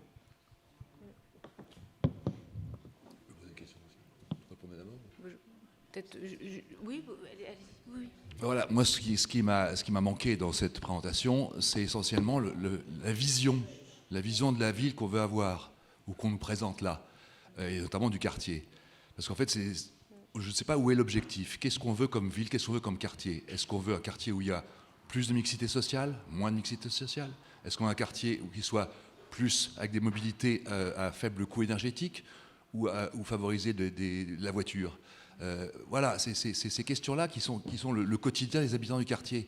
Et si on n'a pas... On peut toujours prévoir des petits bosquets d'arbres là-bas, un petit peu de vitalisation là, mais il faut une vision globale, voir vers quelle ville on veut atteindre. Et ça, je n'ai pas compris ça dans votre présentation, je ne sais pas où on va. On va faire un petit coup là, mais mettre un petit îlot là, mais c'est quoi? Mettre plus d'industrie, mettre plus de commerce, mettre plus de... On ne sait pas. Voilà. Et ça, je pense que c'est ce qui va poser problème au fur et à mesure des discussions, parce qu'à chaque fois on se dira oui, mais on fait ça, mais pourquoi on fait ça? Pour les habitants? Pour qui? Pour les Airbnb? Enfin voilà, il y a plein de questions comme ça qui se posent, donc il faut avoir une vision très claire de qu'est-ce qu'on veut pour la ville en général et pour notre quartier en particulier. Il n'y a que ça qui peut résoudre ce genre de problématique. Alors, je voudrais juste répondre à ça, peut-être partiellement en tout cas, c'est que nous avons une vision très précise de ce qu'il faut faire, qui a été d'ailleurs décrite par Madame, peut-être de façon un peu elliptique. Il faudra rentrer en détail. D'abord, il y a eu déjà 6 mois de concertation avec la population dans différents domaines.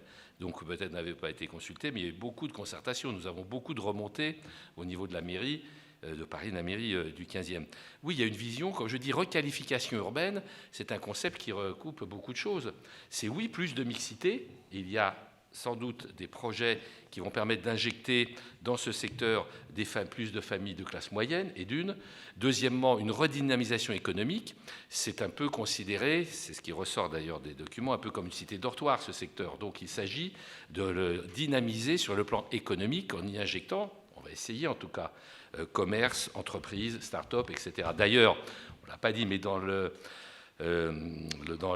bâtiment du LCPC, Free va installer là 900 ingénieurs qui vont travailler sur des start-up et dans l'intelligence artificielle. Ça va être un des principaux centres parisiens, voire internationaux, d'intelligence artificielle. C'est dans le quartier. Bref, enfin, je ne veux pas tout détailler, mais, parce qu'on n'a peut-être pas eu le temps de le faire, mais il y a tout ça. Bien sûr, il y a la végétalisation qui est extrêmement importante, la réduction des flux automobiles, enfin, c'est tout ça, c'est un peu ce que vous avez dit, et c'est ce qui ressort d'ailleurs des consultations générales. Maintenant, il faut que ça se décline de façon de plus en plus précise, de plus en plus concrète. Mais cette vision, elle est là. C'est que ce quartier soit un nouveau quartier parisien. Voilà. Alors bon, quand je dis ça, ça peut recouvrir beaucoup de choses, mais enfin, j'ai essayé de préciser sur le détail, mais vous avez parfaitement raison.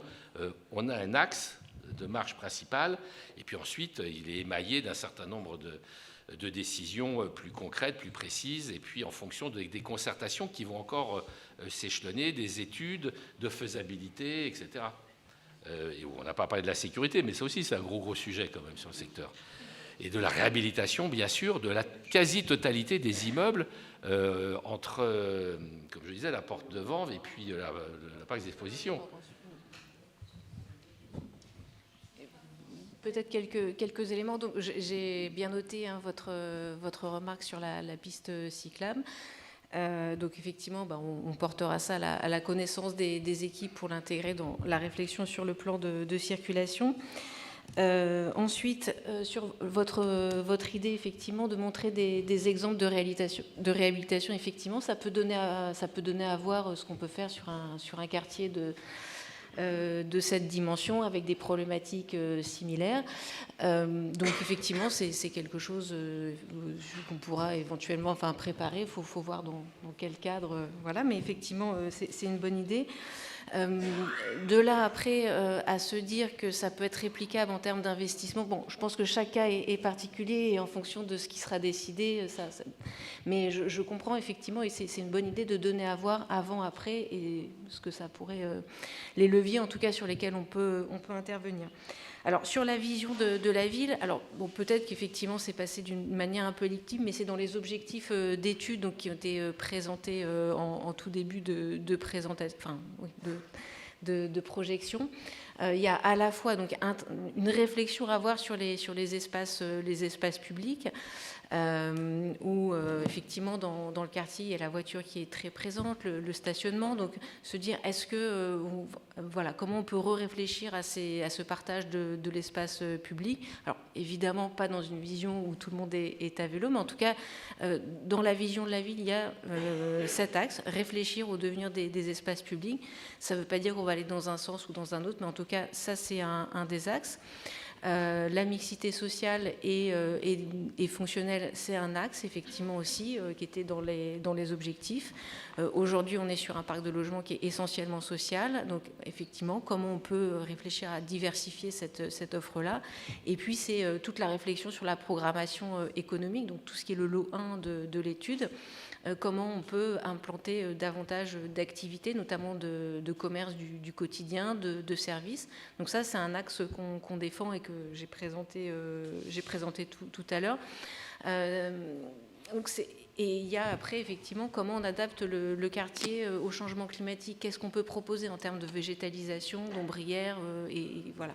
C'est une réflexion globale qu'on a au niveau de la ville et de la direction de l'urbanisme. On a des enjeux très forts. En 2050, il fera très chaud. Comment on fait? Et effectivement, donc ça fait partie des axes structurants de l'étude. Voilà. Et c'est... Après, bon, je m'en excuse, mais c'est toute la difficulté un peu de ces présentations où il faut qu'on parle d'un sujet sans rentrer trop dans les détails. Donc merci de vos questions parce que ça permet effectivement de préciser les choses. Et voilà, donc j'espère que j'ai pu lever les interrogations et on va dire les incertitudes qu'il pouvait y avoir à l'issue de la présentation. Merci pour ces réponses. J'ai vu qu'il y avait encore des dernières questions dans la salle. On en prend quelques-unes encore. Oui, bonsoir. Moi, j'habite ce quartier depuis plus de 70 ans. J'ai vu comment ça s'était dégradé et vous nous promettez quelque chose de apparemment fantastique, mais ça ne sera pas avant plus d'une dizaine d'années, je pense. Et en attendant, nous vivons dans un quartier qui est très sale. Et déjà, pensez à ça, à nettoyer le quartier. Les rats pullulent dans les jardins où les enfants sont présents. Je pense que déjà, ça serait un minimum de nettoyer le quartier. Voilà, c'est déjà une première approche avant d'en arriver à une situation plus idyllique. Parce que la végétalisation, nous, on l'a fait, par exemple, dans nos rues, mais c'est sale, il y a des papiers partout, il y a des bouteilles, il y a beaucoup de choses. C'est très, très sale.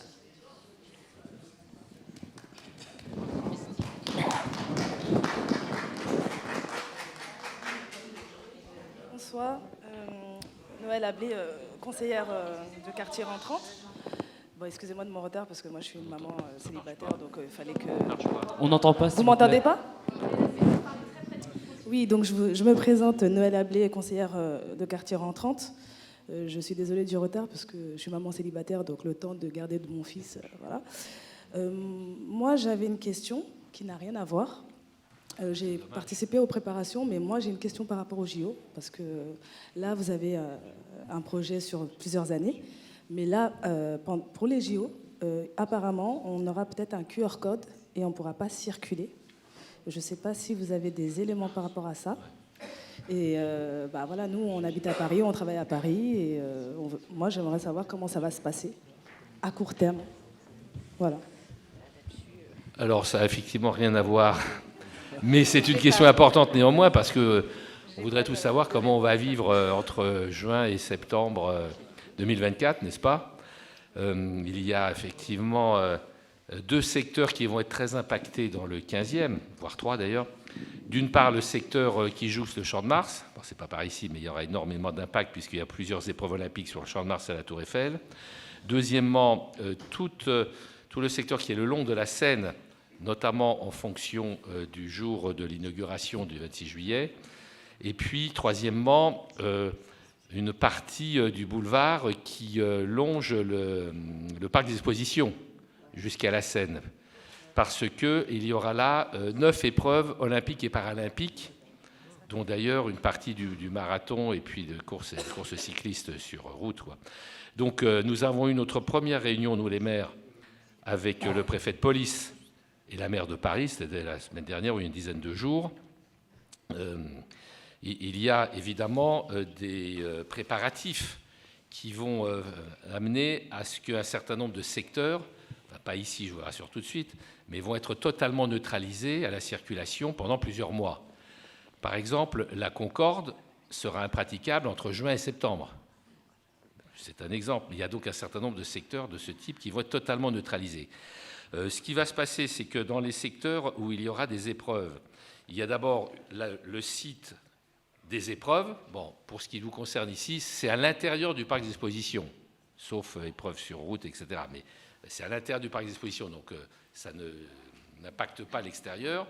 Mais il y a une zone rouge qui est les abords du parc d'exposition, une première zone rouge qui, elle, nécessitera effectivement, d'une part, qui aura un accès réglementé avec les fameux QR codes, et puis qui sera interdite complètement les jours des épreuves. Et deuxièmement, il y aura une zone bleue périphérique plus large qui, elle, aura une réglementation qui amènera des contraintes de pénétration dans la zone moins importantes que dans la zone rouge. Ça ne vaudra que pour les voitures, que pour les personnes qui sont en voiture. Le QR code, ce n'est pas pour les piétons, ce n'est pas pour les cyclistes, c'est pour les automobilistes. Et il y aura une application, effectivement, un peu comme on l'avait fait pour le Covid, quoi. Il faudra aller sur une plateforme où vous devrez décharger l'application avec ce QR code qui vous permettra de passer les barrages de police pendant les périodes de restriction de la circulation qui ne sont pas encore déterminées. En tout cas, pour être plus précis, j'ai demandé au préfet de police, qui a bien voulu me l'accorder, qu'il y ait une réunion dédiée dans le 15e. Il n'y aura pas des réunions pour les habitants de tous les arrondissements. Il y a des arrondissements où il n'y a aucune épreuve olympique, hein. Nous, on est coincés, si vous voulez, un peu en étau entre le parc des expositions et le Champ de Mars et la Seine. Donc il y aura pas mal de bouleversements. C'est la raison pour laquelle nous allons organiser, je crois que la date est fixée d'ailleurs au mois de janvier ou début février. Elle sera publique dans le newsletter notamment et dans les documents d'information, une réunion qui sera avec le préfet de police ou ses représentants, enfin bref, et qui exposera de façon très précise, et on en saura plus d'ailleurs, parce que les choses ne sont pas encore totalement abouties, on en saura plus en janvier-février, sur très exactement les conditions de vie et de circulation et de stationnement dans les zones impactées. Merci pour cette incise. Je vois ici une dernière question. Je reviens juste ici à ma droite et ensuite on va prendre une dernière question là-bas et ensuite on vous répond et ensuite on avance sur l'ordre du jour. Oui, on passe au dernier point. Je vais être très rapide pour que les dernières personnes puissent se poser leurs questions, mais je voulais faire une remarque et peut-être une question aussi à la direction d'urbanisme. Sur la remarque, certaines personnes sont parties, mais moi j'ai entendu ce qui a été dit sur les immeubles de la Porte-Branson. Je connais l'état de ces immeubles, je m'y suis rendue, je connais. Donc je comprends tout à fait ce que vous dites, c'est dans un état lamentable, je partage tout à fait. Moi je joindrai en tous les cas mes forces, bien qu'on ne soit pas du même bord politique, à ceux de la mairie du 15e, pour voir si dans un premier temps, qu'est-ce qui est possible de faire à court terme. Alors je ne veux pas faire de promesses, parce que après vous seriez déçus, et ce n'est pas ce qu'il faut faire en politique, mais au moins regarder ce qui est faisable dans un court terme, et effectivement à long terme, pour moi, d'une façon ou d'une autre, dans les études qui vont être menées, c'est évident que ça doit faire partie du périmètre d'une étude. C'est vrai que pour l'instant, il faut commencer par des sujets. Comme vous l'avez compris, c'est un projet ambitieux, donc ça c'est bien, mais il est de long terme. Donc c'est vrai que je peux comprendre, il va falloir de la patience, mais ça va être bien au final. Mais il faut que ça fasse partie du périmètre, ce bâti et ces immeubles, ça doit absolument être étudié, vraiment. Donc ça, c'est les deux choses que je vais dire très concrètement. Et après, dire une chose. On ne va pas épuiser le sujet. C'est vrai que c'est compliqué de faire des présentations comme on fait ce soir, où à la fois il faut qu'on parle de tout, il y a des questions très précises, donc sans vouloir préjuger des ordres du jour des conseils de quartier, puisque c'est surtout pas moi qui dirais ça, mais si on peut essayer de réfléchir à thématiser dans des réunions publiques, de prendre des thèmes de ce qui a été dit pour traiter un seul sujet, et l'approfondir, je pense que ça serait bien. Et autre chose, moi j'ai fait les balades urbaines avec des habitants dans la concertation. Il y a énormément de choses, il y a eu des super bonnes idées, mais hyper précises, hyper concrètes qui ont été dites par des habitants et des habitantes. Je voulais savoir si la direction d'urbanisme, au-delà de faire des synthèses qui sont nécessaires, parce qu'il faut avoir une vue d'ensemble, comment dire, cataloguer d'une certaine façon toutes ces bonnes idées. Il y avait par exemple des idées de commerce très précises à certains endroits en disant là avant il y avait une librairie, maintenant on n'en a plus, pourquoi on n'en ferait pas une à cet endroit? Est-ce que ça a été catalogué de façon précise? Parce qu'on a le macro, mais on a aussi tous les besoins du quotidien très précis qu'il faut prendre en compte. Moi ça fait longtemps que je suis dans ce conseil de quartier comme élu et je connais bien ce quartier. Il y a plein de besoins exprimés par les habitants depuis longtemps. Pour des jeunes, pour des lieux, pour se réunir, pour les associations, les habitants, il y a plein de choses. Il faut aussi que dans ce qui est rendu, dans le rendu du diagnostic, il y ait aussi tout ce catalogue de bonnes idées qui soit présent, à mon avis. Voilà.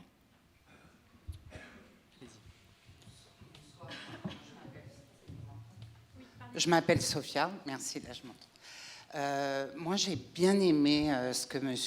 Rigaud a dit pour justement la barre d'immeuble. Je suis désolée de revenir dessus, hein, mais de la barre d'immeuble de Porte de Brancion. J'ai entendu que vous aviez dégagé un budget en attendant pour l'école de savoir si elle allait être démolie ou déplacée. Évidemment que quand vous nous présentez ce que vous avez fait, c'est un travail formidable. Nous, malheureusement, cette barre d'immeubles, on y vit, on y élève nos enfants, ces immeubles se détériorent. Et quand le président vous dit « est-ce qu'il y a un horizon ?» et que vous dites « non, pas d'horizon », bah, votre réponse, elle est hyper violente pour nous, elle est brutale. Alors, est-ce qu'il ne serait pas possible, en attendant, qu'il y ait un budget qui soit alloué à cette barre d'immeuble pour qu'on y vive un peu mieux, madame? On ne demande pas grand-chose, c'est juste de vivre un peu mieux, d'avoir des cages d'escalier au lieu que, comme disait madame, on nous fasse briller sur de la saleté nos cages d'escalier, qu'on ait au moins des cages d'escalier qui soient refaites complètement. Je pense que ça ne demande pas un budget mirobolant, mais c'est juste ça. Et de dire que non, il n'y a pas d'horizon, c'est d'une violence, vous ne pouvez pas vous imaginer. Hein. Mais alors, ça a été, enfin, Monsieur le maire l'indiquait tout à l'heure, en fait là c'est vraiment un sujet bailleur, donc c'est pas...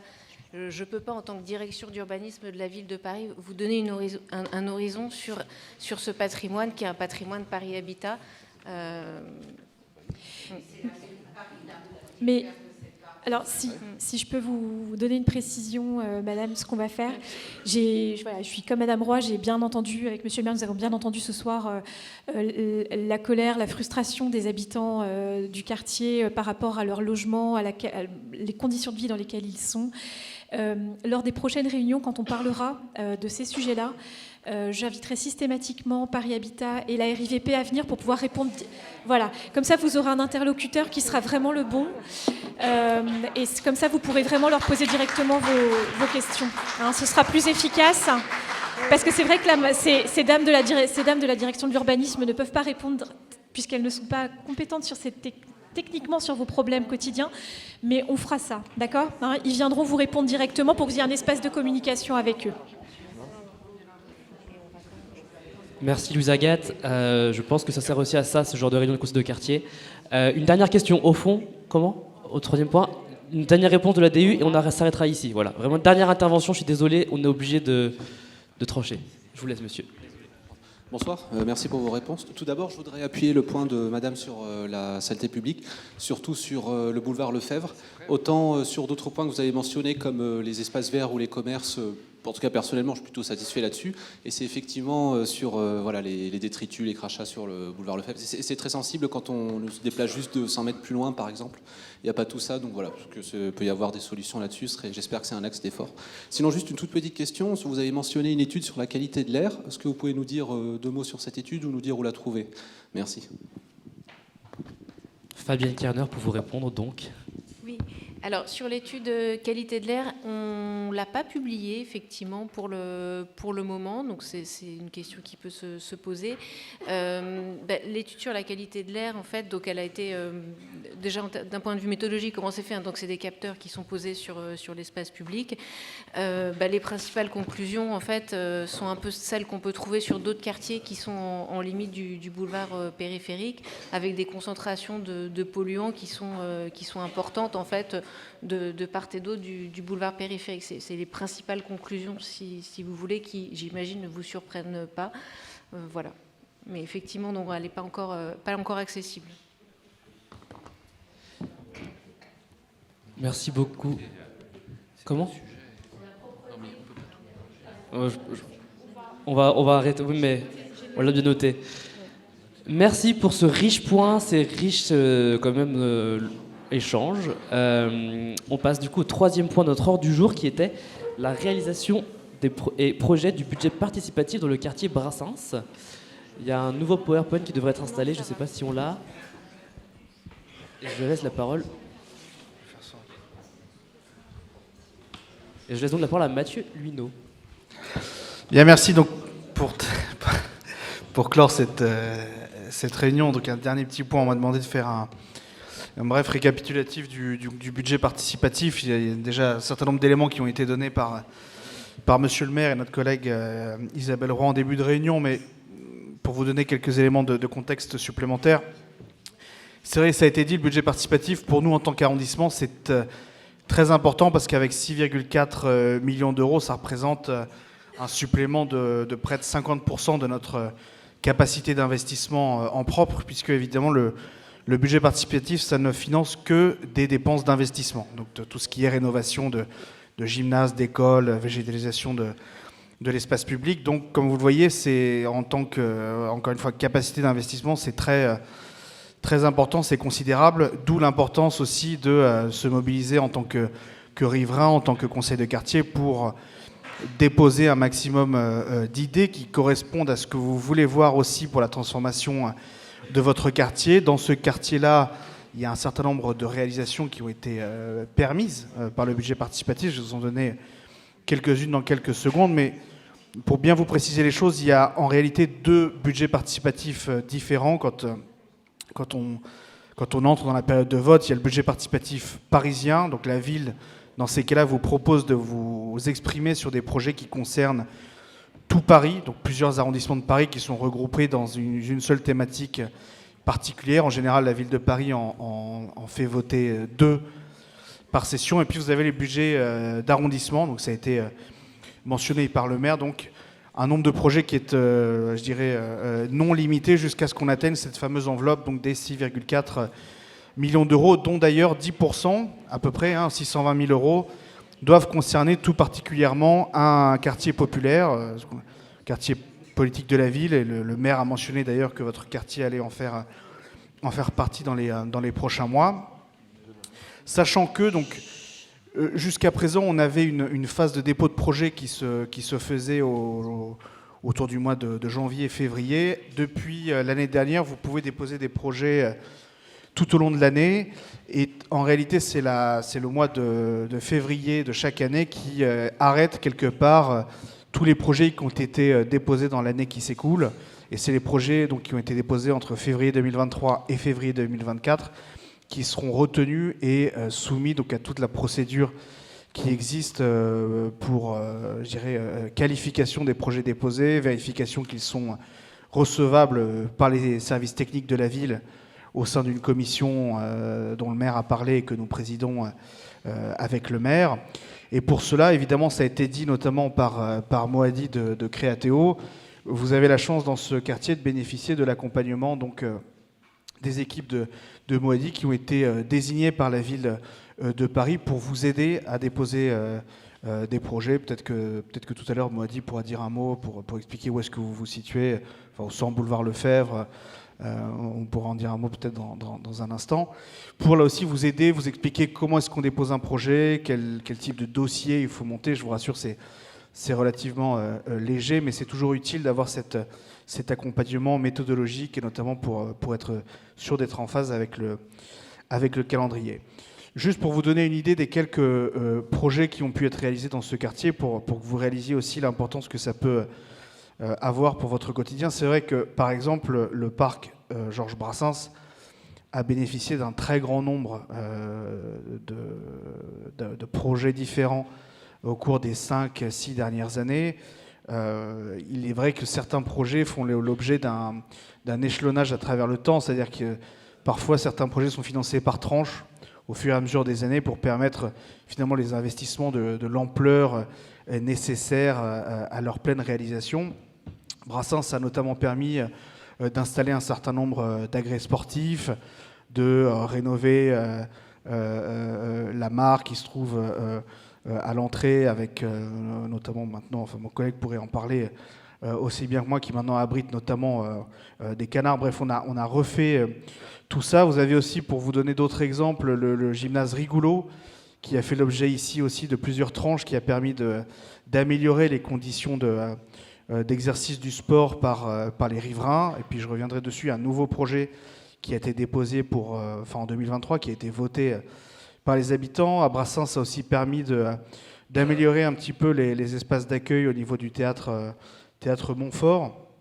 De même que dans votre quartier, ça a permis de faire ouvrir une maison de santé, donc qui est au 12 rue Teurier. C'est la maison de santé du Square Calmette, avec 6 médecins et un infirmier en secteur 1 qui peuvent vous accueillir. Et puis vous avez aussi un atelier de bricolage participatif, donc à la Fabrique 230 rue Castagnari, donc ressourcerie également. Donc vous voyez déjà un certain nombre de projets emblématiques qu'on peut financer par ce biais-là. C'est un vrai complément pour nous. Et puis en 2023, il y a 3 projets qui concernent plus particulièrement votre quartier. Le premier projet, c'est un projet qui s'appelle Pour un 15e plus solidaire, qui se situe rue Rosenwald et qui consiste notamment à accompagner l'association Citea, qui a installé ce qu'elle appelle un atelier des familles, qui vise notamment à permettre de mieux accueillir et accompagner les enfants présentant un trouble du spectre de l'autisme, pour les aider à s'engager dans la pratique d'activités sportives, dans l'éveil musical, tout un ensemble d'accompagnement à la motricité. Vous avez un deuxième projet qui est ici, donc une fois de plus, une tranche d'amélioration du gymnase Rigoulot, pour adapter en fait le terrain de football du gymnase, puisqu'on a un club de football, la CP15, qui est monté en division, et donc qui, pour exercer dans des conditions optimales, avait besoin d'une remise aux normes de son terrain de football. Donc il va lui permettre de vraiment répondre à un certain nombre de normes fédérales pour, là aussi, je dirais, dynamiser la pratique du sport de ce club, et notamment accueillir potentiellement de nouveaux enfants ou plus grands qui souhaiteraient y participer. Et puis il y a un dernier projet pour votre quartier qui a été voté l'année dernière, qui concerne l'équipement d'une maison sport-santé, là aussi avec l'idée de contribuer à la prévention et à la promotion de la santé par le sport, un établissement qui va ouvrir prochainement dans votre quartier, et dont le budget participatif va servir à financer un certain nombre d'achats de matériel adéquat, matériel spécialisé. Donc vous voyez, ça permet de financer des projets qui sont très diversifiés, hein, le sport, la santé, les espaces verts, et vous avez je dirais des possibilités qui sont assez élargies pour faire vivre vos idées et transmettre par ce biais-là vos besoins pour le quartier et les voir financer. Il y a évidemment donc la procédure, elle a été rapidement évoquée par le maire, mais vous présentez vos projets jusqu'en février 2024. La commission étudie la possibilité jusqu'en mai-juin à peu près, date à laquelle elle arrête définitivement une liste de projets qui seront ensuite soumis au vote vers le mois de septembre-octobre. On n'a pas encore la date exacte pour l'année 2024.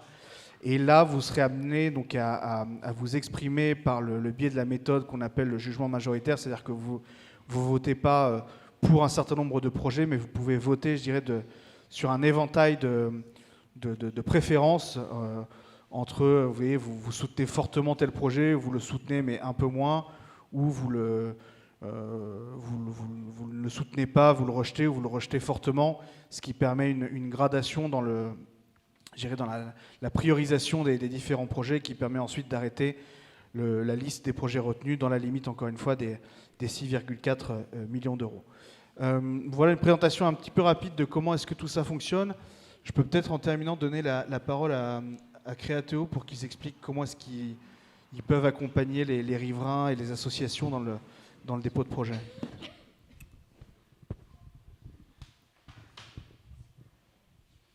Merci.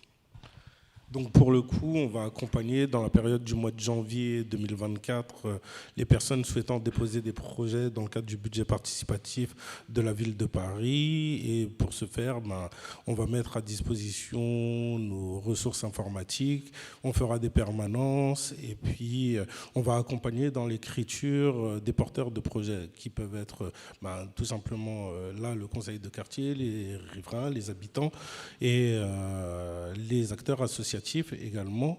On les invite fortement à venir nous voir, à venir nous rencontrer au Centre Boulevard Lefebvre pour pouvoir évoquer toute cette question et mettre en exemple également toutes les réalisations, comme l'a souligné M. Mathieu Louineau, qui ont été réalisées et qui ont également changé un peu la vie du quartier. Je pense notamment au street workout sur l'avenue Bartholomé, où on voit énormément de jeunes participer à ces activités. On est bien conscient qu'on est bien doté en infrastructures sportives, mais on peut faire également plus. Et l'idée, c'est de s'inscrire dans cette démarche participative.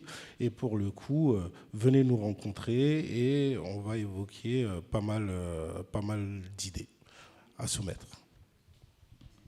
Merci. Est-ce que je voulais reprendre la parole, Mathieu Luineau? Non. Est-ce que quelqu'un veut prendre la parole parmi les conseillers de quartier de la salle sur ce sujet du budget participatif? Donc j'entends tout ce qui a été dit, merci. Je trouve ça très intéressant. Le conseil de quartier peut donc se porter comme porteur de projet et on peut, je pense, y réfléchir, nous, en tant que conseil de quartier, éventuellement. Et si vous aussi, chers habitantes, chers habitants, vous voulez éventuellement porter un projet, être tout seul et voulez le faire à plusieurs, n'hésitez pas peut-être à nous écrire. Et c'est là où je viens à une information importante que je n'ai pas encore formulée. Vous pouvez écrire à vos conseillers de quartier. Ça enverra un mail groupé à tous les conseillers de quartier qui ont rejoint la boucle à l'adresse suivante: cdq-6 brassens@framagroup, donc FRAMAGROUPES.org. Peut-être qu'on pourra le mettre également sur le site de la mairie du 15. Voilà. Donc quand vous envoyez un mail à cette adresse, ça envoie automatiquement un mail à tous les conseillers de quartier qui ont rejoint la boucle et qui vont rejoindre très prochainement ceux qui ne l'ont pas encore fait.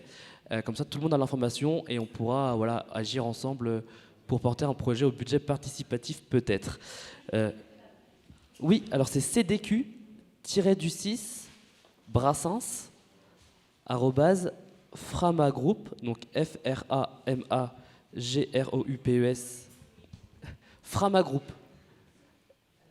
Frama, F-R-A-M-A, et groupe comme un groupe au pluriel, .org. Et je le répète, on le mettra à l'adresse sur la page internet du conseil de quartier sur le site de la mairie du 15. Et vous retrouverez également sur cette même page le diaporama qui a été projeté par la direction de l'urbanisme, qui n'était pas toujours visible et que vous pourrez ainsi mieux voir tranquillement. Voilà pour les deux informations conclusives. Si plus personne ne souhaite prendre la parole, Louise Agathe, peut-être un dernier mot? Très bien. Merci à tous pour ces très riches échanges. C'est un ordre du jour assez conséquent. On aurait eu plus de temps, on l'aurait pris très certainement. Merci pour votre présence, merci au conseil de quartier pour leur investissement, merci au maire pour sa présence et merci Louise Agathe pour ton investissement. Merci à tous, très bonne soirée. Merci.